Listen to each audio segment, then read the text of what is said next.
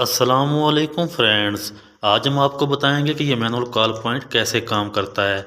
अगर आपकी तरफ कहीं लगा हुआ है इंडस्ट्रियल एरिया में या कहीं होटल वगैरह में, तो आपने इसको शीशा तोड़े बगैर कैसे चेक करना है। तो दोस्तों, सबसे पहले इसकी की होती है, आपने वो की ले लेनी है। और इसके ना की ये नीचे से इस जगह से ये पुट करेंगे तो शीशा ऑटोमेटिक अपनी जगह से हट जाएगा। तो साउंडर हमारा जो है ये बजना शुरू हो जाएगा। जैसे ही हम इस की को निकालेंगे तो ये शीशा अपनी जगह पे बैठ जाएगा। लेकिन साउंडर दोस्तों बंद नहीं होगा। साउंडर आपको जाकर मेन पैनल से, जो मैंने आपको कल दिखाया था, उधर से आपको रीसेट करना पड़ेगा, तब जाके साउंडर बंद होगा। तो उसका भी मैं तरीका आपको अगली वीडियो में इंशाल्लाह बताऊंगा। आप ये देख लीजिए। चलो देखो।